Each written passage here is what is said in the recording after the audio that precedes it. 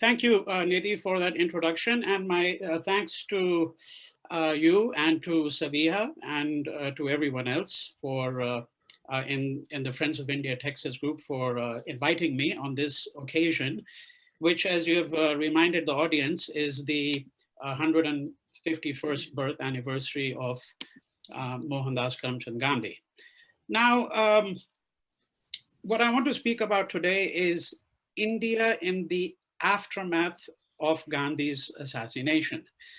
But before I do so, let me say what I will not be touching upon, because obviously India in the aftermath could be interpreted as a narrative history of India and some of the principal events, but that's not my brief today because the occasion being Gandhi's birth anniversary, what I want to do is I really want to look at what the assassination meant, what is the politics of the assassination, what is this triangular relationship, if one could put it this way, between Gandhi, Nehru, and Patel?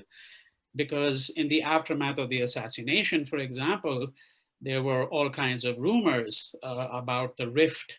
These rumors had been around before the assassination, but they kept continued to circulate after the assassination. Rumors of the rift or the supposed rift between Patel and Nehru, the two people who had been very close to Gandhi. There were many others who were very close to him in different ways. And then there was, of course, a question of why is it that in the immediate aftermath of the assassination, the, the first thing the government of India did was to ban the RSS. And I think that we need to contemplate the significance of these things.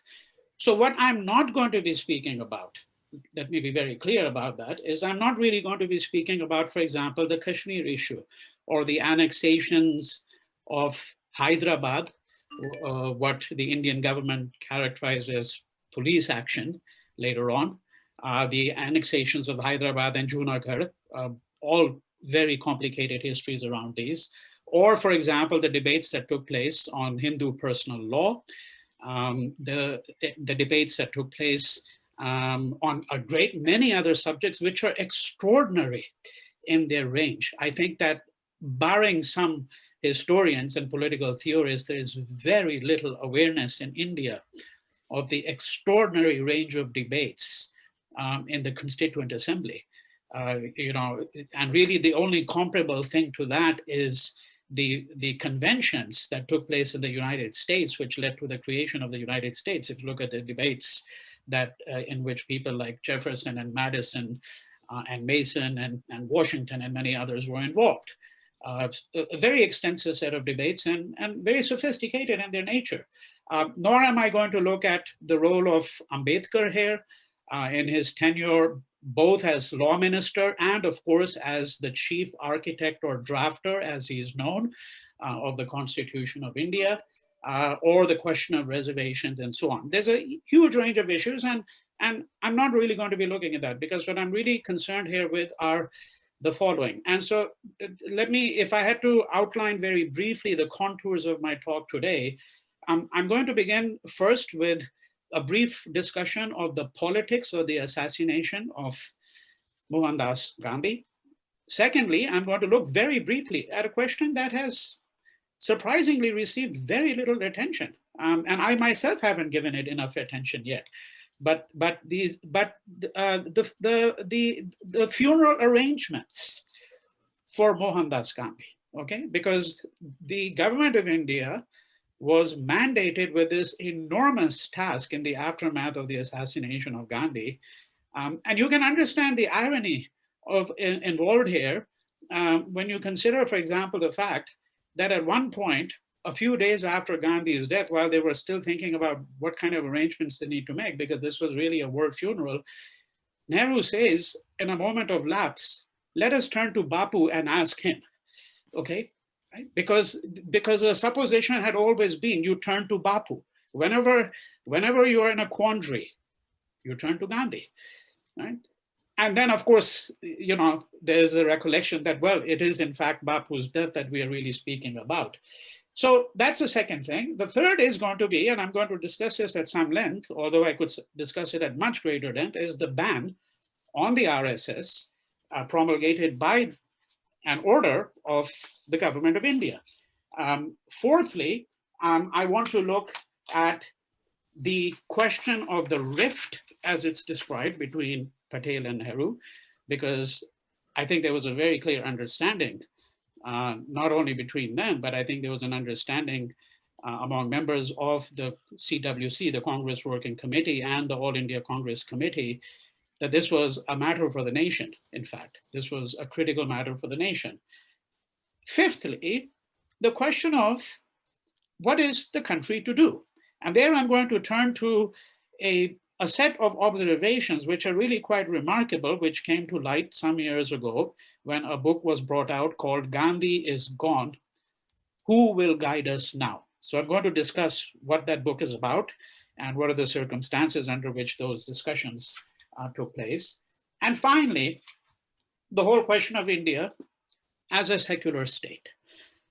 So that's really my brief today, is to look at these 6 points. Let me begin first with the politics of the assassination of Mohandas Gandhi. What I have to say is not at all original to me. Let me say it at the outset, because I think that the profound and extraordinarily elegant and insightful essay written by Ashish Nandi 4 decades ago is still, it seems to me, the most interesting analytical and intellectual interpretation of the assassination of Gandhi. I'm referring to an essay called Final Encounter on the Politics of the Assassination of Gandhi, which was included in a book called At the Edge of Psychology, published, I think, around 1982 or so by Oxford. And I'm not going to go over Professor Nandi's entire argument here, because there is a psychoanalytic element in there which looks at Godse's upbringing, his adolescent years, the circumstances actually of his birth, the fact that he was brought up as a girl, for example. All of these are extraordinarily interesting elements, but some people have reservations also about what you might call the use of psychoanalysis in history. I don't, because I think that, like with every other intellectual set of arguments, one has to consider how they're deployed. What I do want to focus on, and when I look at the politics of the assassination of Gandhi here, is simply this: that this assassination was far more than simply a matter of the disaffection that Nathuram Godse felt towards Gandhi on account of his perceived bias, as some people would put it, against Hindus and his appeasement of the Muslims, right? So how is, in common parlance, how has the assassination been interpreted? It's been interpreted as the act of a Hindu fanatic, right? Who found that Gandhi was responsible for many of the ills of modern India, right? And largely, these ills account from the fact that Gandhi was viewed as someone who had appeased the Muslims, going back to, for example, the Khilafat movement, and all the way up to the negotiations leading to the partition of India. This is the common view. And of course, this is not to say that there isn't some merit to this view. Of course there is, because one cannot obscure the fact, even remotely, that Nathuram Godse is a Chitpavan Brahmin. He's an upper caste Hindu, and he's from Pune. All of these things deserve very lengthy commentary, because then one would have to look at the whole history of the Chitpavan Brahmins and how they had really lost the kind of power that they used to have. And this itself became a source of considerable disaffection for them, right? It's not an accident that all the previous assassination attempts on Gandhi, and there were several, all of them were undertaken by Maharashtrian Brahmins. It is not an accident that the RSS was in the grip of Maharashtrian Brahmins, that its founding leaders, they all came from that community, all right? These are all things that one could speak about at considerable length. I mean, if one were doing a very detailed analysis of that. However, when I say that it is not simply a question of Hindu and Muslims, okay, that Godse is a Hindu who views Gandhi has having acted against the interests of the Hindu community, that is, having betrayed his own people. Because, of course, Gandhi himself came from a Hindu community and, in fact, in many ways was a devout Hindu, unquestionably so, right? So this is one set of circumstances, but what else describes the politics? And here I want to bring in two considerations. The first is the whole question of the nation state, because I think when we consider the life of Gandhi, what is most extraordinarily interesting is that I cannot think of any other nationalist, if I may put it this way, because in a manner of speaking, one has to think of him as a nationalist too. I mean, he might be an internationalist or world citizen, whatever anodyne phrase you want to use of that kind, but he is at the forefront of a movement designed to procure the independence of India from colonial rule. In that sense, he's a nationalist. Now, I cannot think of any other nationalist in the world who was less attached to the idea of the nation state. Gandhi was a vigorous critic of the idea of the nation state. And we have to understand here, again, a distinction that I cannot elaborate upon at length, but we have to understand the distinction between India as a nation state and India as a civilization. All right, and I'm well aware of the long convoluted history of the word civilization too. All right, but the point here simply is, and I think this will make it very clear to you, that one of the principal reasons why Godse assassinated Gandhi, and you have to read Godse's own speech, "May it please your honor," which was originally banned by the government of India, but has long been available. You know, it's been available for over 40 years now. All right. In this speech, he makes it very clear that Gandhi was someone who had to be eviscerated because India could not afford to have an effeminate old man at the helm of its affairs, because India had to become a muscular nation state. And why did it have to become a muscular nation state? Because that is the only entity that gains the respect of the world, right? That is what Godse is really arguing. And he's saying that we cannot afford to have this man. Yes, he's not in the government technically, but he's a moral guide, a spiritual mentor to everyone. And it is necessary to wipe him out if India is going to earn its place under the sun. Right? This takes us well beyond the question of the Hindu-Muslim question in the assassination.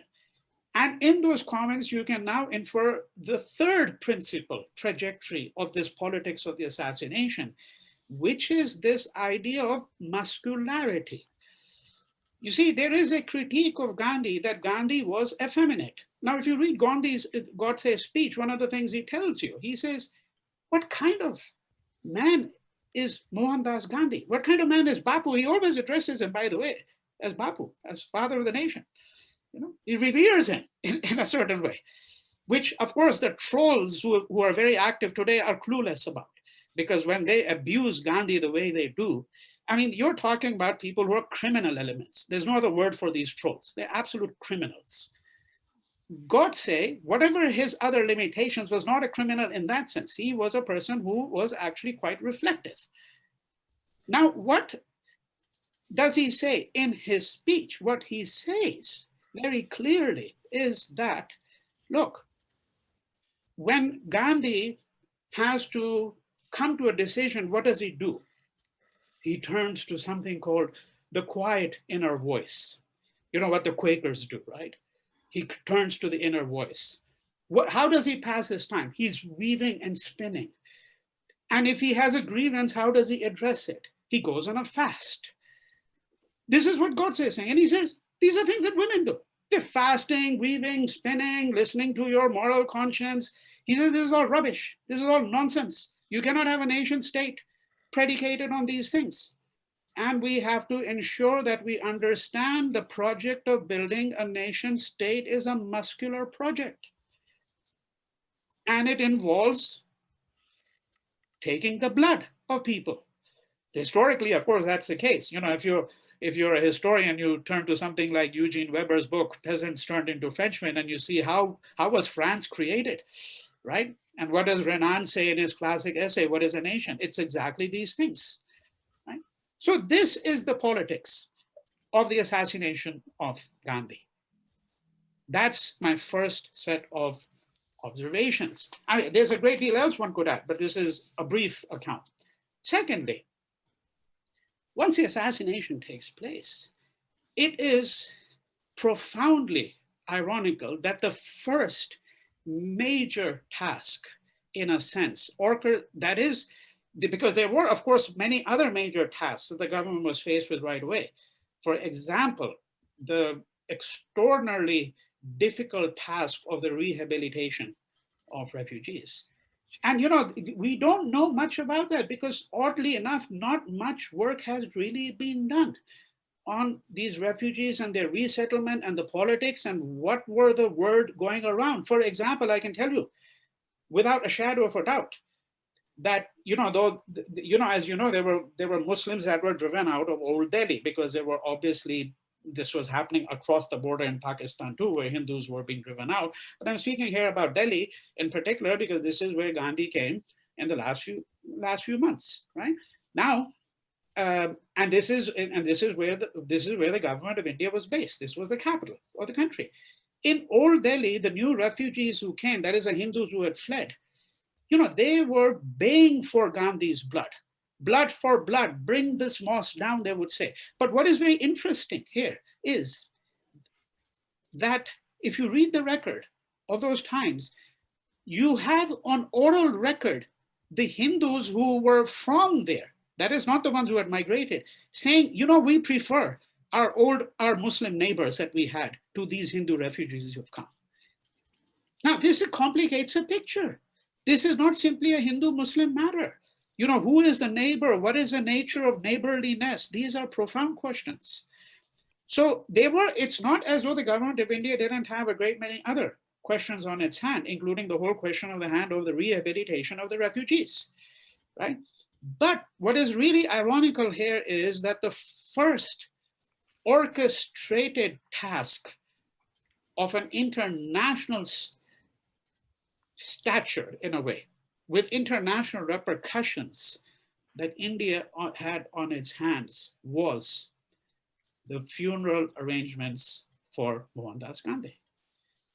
And there is no systematic study of this, no book that has ever been done on this, although it deserves a book in itself because this required all the resources, ironically, of the military. And if you've seen photographs of the military, you know that the military was involved, in this in a big way, because the only way you could do a funeral of this magnitude, I mean, it's estimated, no one really knows the exact numbers, of course. There's always a politics of numbers, needless to say. All you have to do is look at Trump and his inauguration, right? I mean, look at all the, that gives you a very good idea of this whole politics of how many people are there at these kinds of events. But at a conservative estimate, we can say that there were about 1.5 to 2 million people at the funeral itself, 15 to 20 lakhs at least, if not much more. There are photographs of people perched on trees. My mother herself tells me that she saw it from a distance. The crowds were so thick, that there was no way to get, of course, close to the body of Gandhi. But it required all the resources of the state to put it together. And here you had security questions. You had security questions because there were foreign dignitaries. You had, of course, Mountbatten, who was, of course, the first Governor General of independent India. Present there, and you had foreign dignitaries as well. And there were no protocols in place, you see, for something of this kind. And lastly, on this question, we have to reflect on the fact that Gandhi held no office at that point. So this makes the funeral even more interesting because usually a funeral of that magnitude is something that you accord to someone who holds office, right? And Gandhi held no office whatsoever. In fact, he had ceased to hold any office even in the Congress a long time ago, right? Much less the government of India. Many people are not aware of that, except again, people who have really looked at the history and who are historians and so on. He held no office. And there's a very interesting set of questions there about whether this is an old trope in Indian politics of someone who doesn't hold office and yet is able to exercise enormous influence. So a separate set of questions there. But the point here is that this made the funeral even more interesting, as it were, as a problem to think about, because here what the government was doing was offering a state funeral to someone who was the father of the nation, which is again really a designation. It's not an official position that you hold, right? All right. Thirdly, and this is where I'm going to spend a bit of time on this question. That is the question of the ban placed on the RSS on February 2nd, 1948. All right. Now, think about the date, because we're saying that this is not something that the government in India sat on for weeks.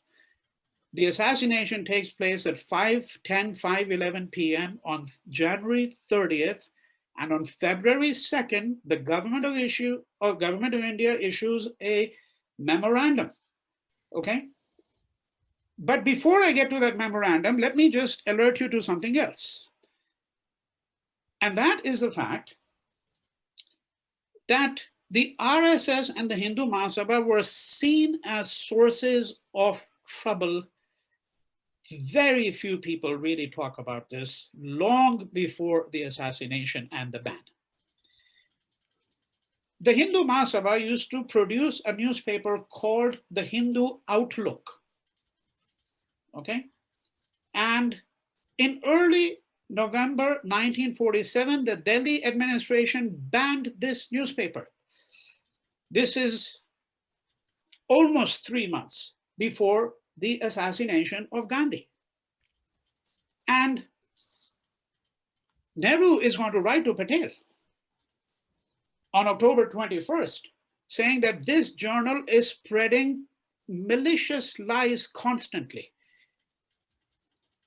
Right? For example, stories told about the luxurious residence of Vijayalakshmi Pandit. You know, these slanders about the Nehru family have been going on. Many people think they started with this present administration. No, they started way back in 1947. And you know, Vijayalakshmi Pandit, of course, is part of the Nehru family, sister, right? And she had been appointed High Commissioner to London. And so the Hindu Outlook publishes this article saying that 600 saris have been donated to her, silk saris from the best weavers in Banaras. And the Indian government, at a time when it is strapped for resources, has spent lakhs of rupees for furnishing her residence. All of this is complete fabrication. Complete fabrication. But they make it up. And this is one of the reasons why this newspaper is going to be banned. And once again, I want to remind you that the ban takes place after the government of India is formed. And when Sardar Patel, Vallabhbhai Patel, is the Union Home Minister. He is the one who initiates the ban. All right. Now, when we get to February 2nd, to the memorandum. So let me read out the portions, and I'm going to read out a portion of some documents because we have to understand what is really going on here. So this is the Government of India memorandum, executive order, really, in a way, of published in the Gazette. And this is what it says, quote, in the resolution of February 2nd, 1948, the Government of India declared their determination to root out the forces of hate and violence that are at work in our country and imperil the freedom of the nation and darken her fair name. In pursuance of this policy, the Government of India have decided to declare unlawful the RSS. And if there are any listeners here who are not familiar, you know, if you're not from the South Asian subcontinent, from India, or not a student of history and politics, the RSS is the Rashtriya Swayam Sevak Sangh, which is generally described and not inaccurately as a paramilitary organization. It wasn't a political party as such, right? And of course, it's still very active. Narendra Modi and the Prime Minister of India today, and the Rajnath, whose portfolio changed the second time around, both are lifelong members of the RSS. Now, this memorandum continues. The RSS has been banned, the communique continues, because, quote, undesirable and even dangerous activities have been carried on by members of the Sangh.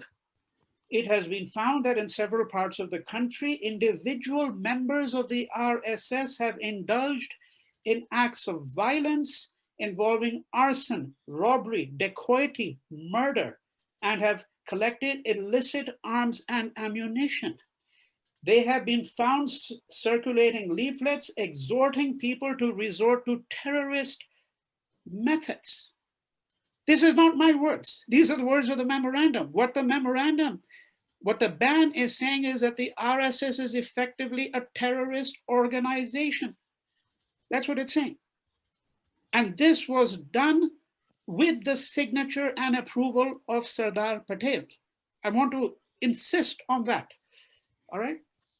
Now, let's look further at what happens and what is the kind of exchange of views between Nehru and Patel on the question of the ban of the RSS, right?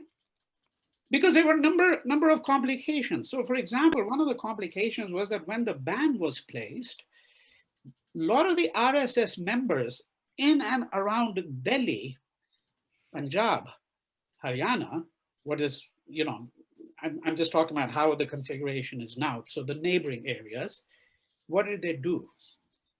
Many of them fled to the princely states. And some of you say, well, there were no princely states anymore. No, yes, because the integration of these states into the Union of India took time. It didn't happen overnight, So you know that there was a treaty of accession that each state had to sign because of the time of partition. Each state was fundamentally given three options. And those three options were you sign a treaty of accession whereby you join India, or number two, you join Pakistan, or you declare your sovereignty, which number three wasn't an option, frankly, for anyone really. And this integration took some time. So there are two states in particular where these RSS people flee. And it's a very complicated question. These two states are Alwar and Bharatpur. Okay, Bharatpur is, some of you might know, the place with the famous bird sanctuary, right? All right. So they flee there, and it's harder for the government to interfere here because at this point in time, the government of India doesn't have complete footing, as it were, in these states, and they don't have the resources. But the RSS deployed various kinds of tricks as well. So one of the things that they did, for example, in Alwar and Bharatpur, was that they would hold open air Gita class meetings. Now, the problem here was that this is done on private land, on private territory. And so by what right can the government of India really actually go into this? So Patel says to Nehru here, I'm referring here to a letter, and I'm giving you the exact date so you can track these documents down. If anyone has any doubts about my sources here, right? 6th February 1948, there's a letter that Nehru writes to Patel on 5th February 1948, and then Patel replies to him. And some of these documents, I mean, they are, of course, the collected correspondence of Sardar Patel came out years ago in a 10-volume edition edited by Durga Das, massive Sardar Patel's correspondence, and Nehru's selected works are now running into well over 78 volumes, 70, 80 volumes have come out from the Nehru Memorial Museum and Library. So all the documents are there as well. But there is a small volume called Nehru-Patel, Agreement Within Differences, which was brought out by the National Book Trust. And this volume actually has some of this correspondence as well. But this is what Patel writes to Nehru on 6 February 1948. Patel writing to him, he says, I doubt if it will be possible to interfere with these Gita classes, right? So this is what, because these Gita classes were now used as a pretext to air exactly the kinds of views that had been considered reprehensible by the government, which is why they had banned, right? the RSS because of the kind of views that they were promoting, the poison that they were actually promoting, right? Um, so he says it will be, I doubt if it will be possible to interfere with these Gita classes if they're held in private buildings or on private lands, right? Now, there is a huge amount of evidence here, including, as I said, other segments of this correspondence, but I'm going to skip over some of that. Um, uh, and I want to here briefly look at a letter that Patel is going to address to Golwalkar, right? So, you know, of course, that you have the founder head giver, Maharashtrian Brahmin, and then the leadership passes to Golwalkar, who is, I would say, the most well-known ideologue of the movement. I mean, many people think of Savarkar. Savarkar, of course, became well-known in other ways, but really the founding documents in some ways really go back to Golwalkar. So I'll look at that. But let's try to understand very briefly here one question, and that is the RSS and the Hindu Mahasabha. Because there's been a lot of discussion about, you know, whether the RSS was implicated or not at all. So Patel writes to Nehru, and remember, of course, the ban is on the RSS, right? So keep that in mind. He writes to Nehru on February 27th, 1948, less than a month after Gandhi's assassination. And this is what he says, quote, the RSS was not involved at all. It was a fanatical wing of the Hindu Mahasabha directly under Savarkar that hatched the conspiracy. This is Patel implicating Savarkar clearly, unequivocally, openly. I mean, there's no escape clause there, if I may put it this way, for Savarkar's defenders. You know, they like Savarkar himself, they're very good at trying to find escape clauses, because that's what Savarkar did his whole life. Try to escape any kind of responsibility for any moral action whatsoever, right? We have to be very clear about that, right? But then he adds, his assassination, same letter he adds, Patel, his assassination was welcomed by those of the RSS and the Mahasabha who were strongly opposed to his way of thinking, right? The RSS have other sins and crimes to answer for, but not this one. The RSS, the activities of the RSS continued a clear threat to the existence of the government and the state. So what he's really saying is that, look, I mean, the RSS may not have pulled the trigger. They didn't pull the trigger, but it is implicated because it has promoted that culture of fear and violence and that poison, right? That's what he's saying. And then Patel writes a letter to Dr. Shyama Prasad Mukherjee of the Hindu Mahasabha, who was later founder of the Bharatiya Jansangh, on 18 July 1948, where he says our reports do confirm that as a result of the activities of these two bodies, particularly the former, an atmosphere was created in the country in which such a ghastly tragedy became possible, right? The activities of the RSS constituted a clear threat to the existence of the government and the state. Our reports show that these activities, despite the ban, have not died down. Indeed, as time has marched on, the RSS circles are becoming more defined and are indulging in their subversive activities in an increasing measure. And then finally, the last document I want to summon, I have many more, but in the interest of moving on to the other points very quickly, I want to refer to and quote a little bit from a letter that Patel writes, as I mentioned a few minutes ago, to Golwalkar on 11th September 1948. All right. It's a fairly lengthy letter. I'm not going to read out all of that letter to you. And he begins by saying that, look, I understand that the RSS has contributed to some kinds of activities which may have been helpful to Hindu society. For those of you looking for a modern day analog to this organization in some other part of the world, which has two different faces, as it were, Hamas in the occupied territories is the best analog, because Hamas is a political organization, but they also do social service work of a kind. So earthquake takes place or there's some other disaster, they'll send people there, okay, and they'll try to help them out. And the RSS was certainly doing some of that kind of work. So Patel says that, yes, I mean, I understand that the RSS did some of that work. They probably protected some of the women and children during the atrocities that were taking place in the time of the partition, and no one really has an objection to that. Okay, organizing Hindus and helping them is one thing, but going in for revenge for its sufferings on innocent and helpless men, women, and children is quite another thing. Apart from this, their opposition to the Congress. Now, before I even complete the rest of the sentence, let me pause here. Why? Because I cannot emphasize enough two things. One, Patel was a congressman to the last moments of his life. The suggestion that has been aired in recent years by the BJP that Patel was always critical of Nehru, of the Congress Party, that at heart he was really someone who belonged to the RSS, the Hindu, all of that is errant nonsense and cannot be supported at all.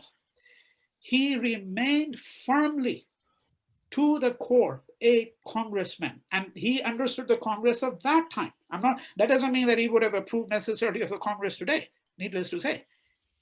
And secondly, his affection and loyalty to Gandhi cannot be doubted for a moment. His veneration for Gandhi exceeded the veneration that Nehru had for Gandhi. I can tell you that very clearly. You just feel the tone of the correspondence and the way he speaks of Gandhi, and when he addresses him and when he addresses Nehru about Gandhi, the weight of his loss, Patel felt like the weight of Everest on him. This is how it was. So this is why that interjection is important. Apart from this, he says to Golwalkar, their opposition to the Congress, this is one of the things he disliked about the RSS, that it was constantly putting thorns in the way of the Congress, okay? That too of such virulence, he continues, disregarding all considerations of personality, decency, or decorum, created a kind of unrest among the people. All their speeches were full of communal poison. I'm quoting. All their speeches were full of communal poison.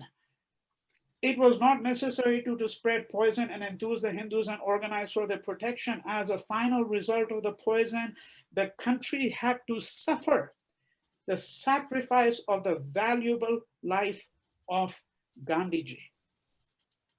Right?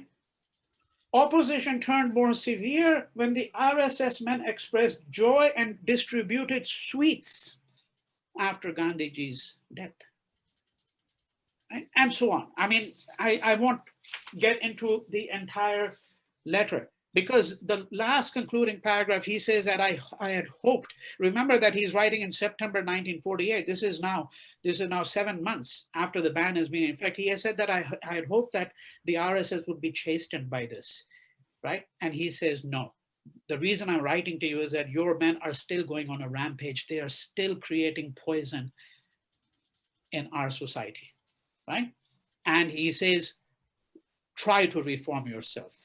Work with the Congress, all right? And I have to add, as a final little footnote, and I'm not saying that I know this for certainty, but there seems to be some evidence for it, that when the present government came into power in 2014, one of the first things that they did was they destroyed 1.5 lakhs, 150,000 files related to Gandhi's assassination and the RSS and the ban on the RSS and the activities of all these organizations. This was reported in the Business Standard in 2014, okay?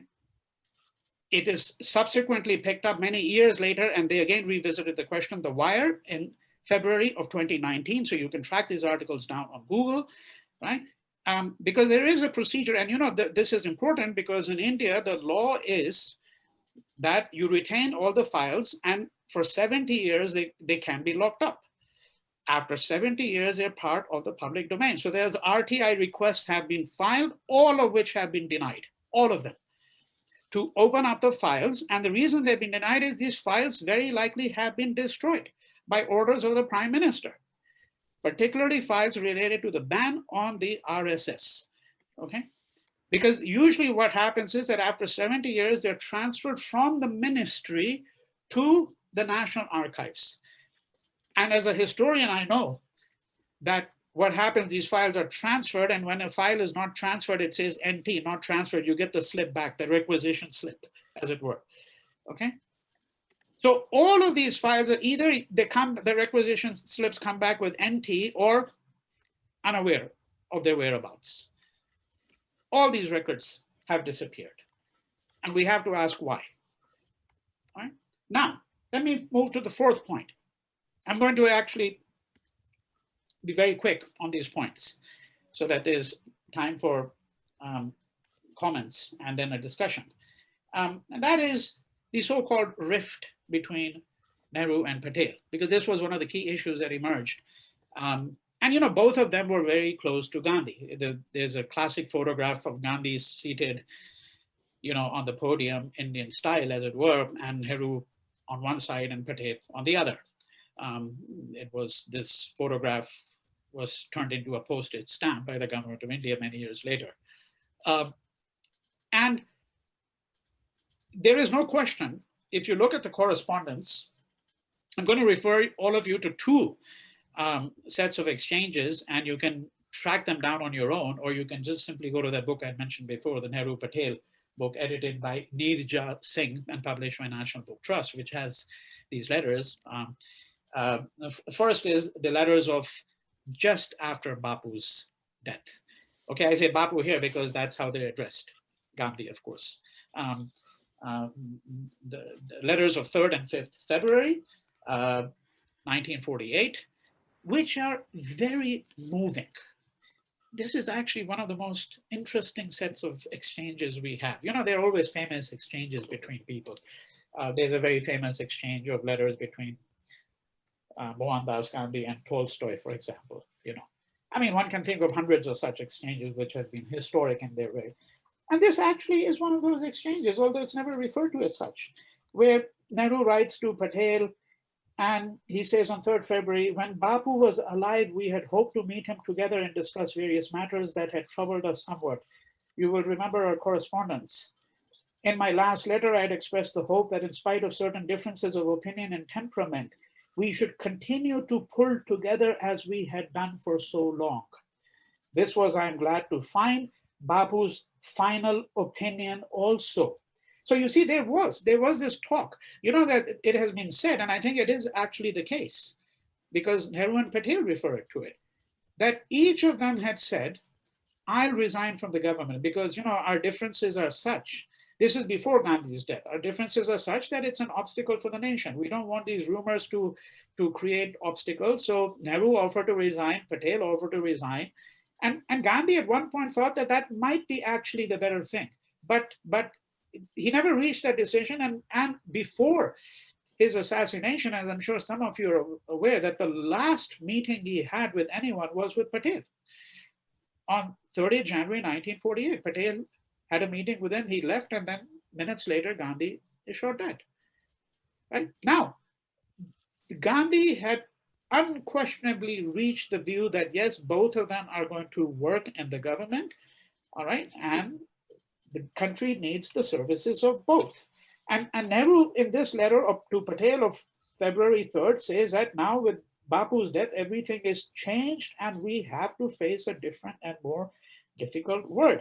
So, we have to work in cooperation and all of that. But this is what he says. In the crisis that we have to face now after Bapu's death, I think it is my duty, and if I may venture to say, yours also, for us to face it together as friends and colleagues, not merely superficially, but in full loyalty to one another and with confidence in each other, right?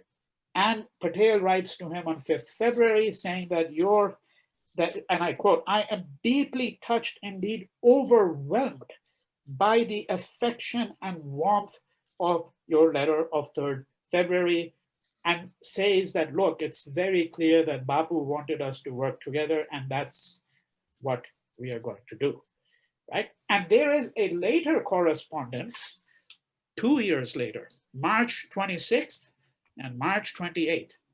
So Nehru's letter to Patel on March 26, 1950, and Patel's letter to Nehru, March 28, 1950, where they revisit these questions at much greater length.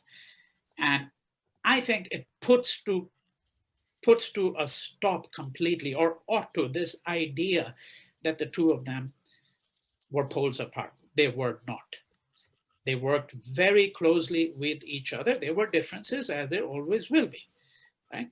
But I think that this is, again, a canard that has been promoted, that these two were unable to work with each other. That is not at all the case, all right?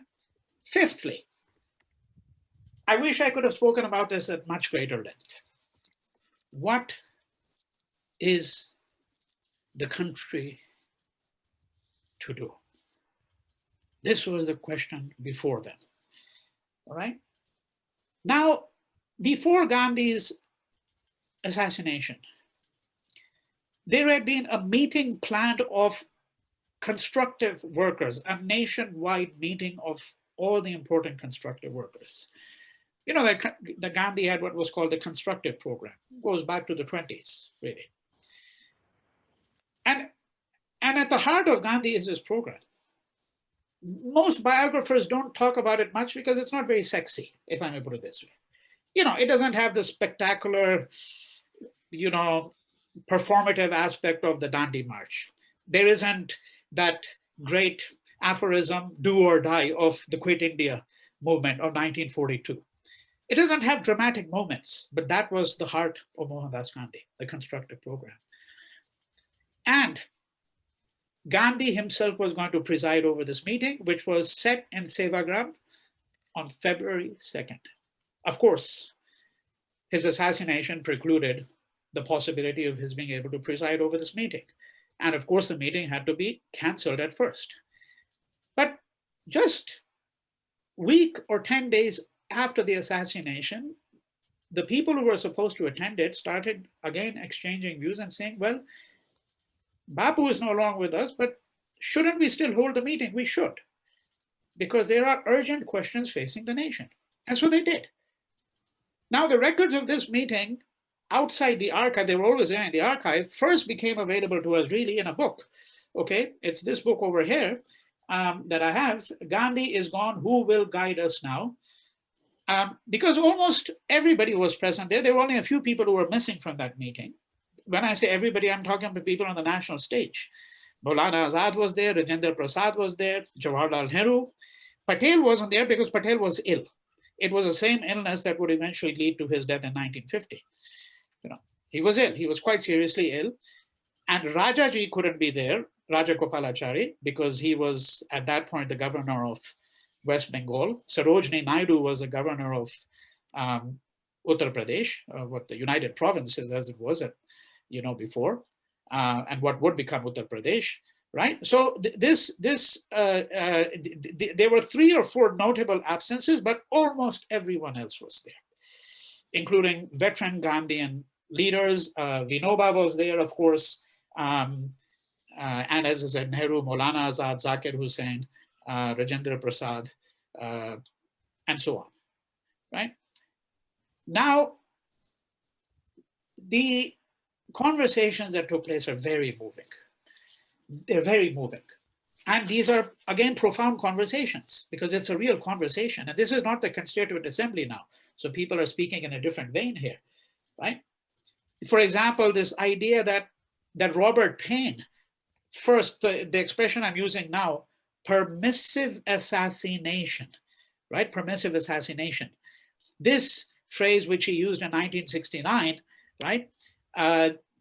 This phrase is something that he is going to talk about, okay? Nehru and many other characters in this. But but let me just quickly get to the end here. That how do we address or neutralize the venom of communalism? What are the questions that come up? How do we hold the country together? What is the place of the constructive program? What does it mean to create a nonviolent society? How does one construct a nonviolent army? What is to be done on Khadi? What are some of the problems created by the differences in language? How do we feed and clothe everyone? What is the balance between centralization and decentralization? How do we think about what Gandhi had said about ends and means? These are some of the questions that are addressed. And I come to the end of this section and move to the last one with one quotation here, because this gives you a sense of the loss that they all felt. Rajendra Prasad says, March 13th meeting, sisters and brothers, I can describe our situation, the condition we find ourselves in, as something like this. When the head of the family passes away, the bereaved family gets together and from the depth of its grief asks itself, how is our household going to cope? Our plight is not dissimilar. And Maulana Azad says, Bapu's life was for all of us a light. It was luminous. That is a fact of the matter, that we cannot luxuriate in semantic discussion. Our house is burning. A fire is raging all around us, and there is no Bapu. He was there until yesterday. He is gone now. Who will guide us, help us, redeem us? Right? That's the tone of the discussions. And finally, it is unequivocally the case that Mohandas Gandhi was one with Nehru in stating emphatically, and this is the ideal that Nehru was going to try to practice, stating emphatically that India could not be permitted to become a Hindu state. That India was not a Hindu state, and under his helm, Nehru says very clearly, it is not going to be a Hindu state. Now, I say that he was one with Gandhi because while there are some of us who have a critique of a certain conception of secularism, okay, we have to be very clear that towards the end of his life, Gandhi saw very clearly, and this I can explain this in the Q&A if any question comes up, saw very clearly that it was necessary for India to unequivocally pronounce itself and declare itself a secular state. Gandhi says repeatedly in the last 2 months of his life, I mean, I wrote an essay which was just published yesterday on Gandhi's secularism and cultural democracy. You'll see all the quotations there, okay? And it's on my blog site. But Gandhi says very clearly that religion is a private matter. The state is not to interfere this, and the state is not going to promote any one religion at all. He is emphatically clear about this. And I also want to say in this context, because once again, of the kind of views that have been propagated in recent years that, well, Patel, had he been at the helm, we would have a different India. Let me conclude with what Patel says here, okay, on this particular matter. And that is when Patel gives a speech in Travancore, okay, and he gives a speech in Travancore. What is the speech that he gives? And what does he say there? He says, July 1949, quote, do not be led away that Hinduism is in danger. Hinduism can never be danger in India. Have we not produced men of religion in the past who spread religion and culture all over India? What did Shankaracharya do? When he died, how young he was. But did he raise the cry that Hinduism was in danger? No. And you know, there is this famous anecdote recorded in the collected works of Swami Vivekananda, all right, himself, where, you know, and I conclude with that, where Vivekananda goes to Kashmir and he's anguished to see all these broken images, the broken deities. And one of the young men is with him, one of the people who was part of his party says, what can we do to protect Hinduism? And Vivekananda turns to him and says, the goddess, the Devi protects. Who are you to protect Hinduism? The Devi is there to protect Hinduism. Don't be arrogant enough to think that you have the task of protecting Hinduism. And this is what I would say to all the Hindu nationalists today who are out to protect Hinduism. They're not needed. Their services are not required. Hinduism will do very well without them. I think we should be very clear about that. Mohandas Gandhi, Jawaharlal Nehru, and Sardar Patel were all unequivocally clear about that. Thank you. Thank you.